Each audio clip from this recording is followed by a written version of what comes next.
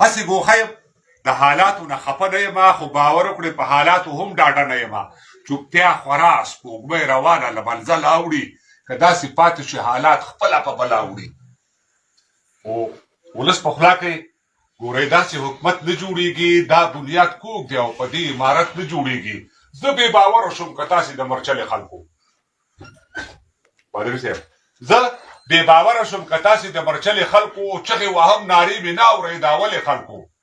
نو خارو ته راغلې په یو بل باندې مو زیری وکړ لکه د غزدونو مو په خپلو ځانو سویری وکړه ستاسو جهاد او سرخندنې د همدې لپاره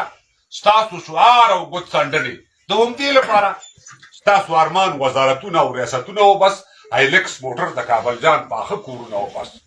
وا د بودو چری ګریوانه سرخوړلې اولي هیڅ پوره کېږي نه ارمانه سرخوړلې اولي که موداوار د پښو لاندې زینه وښویده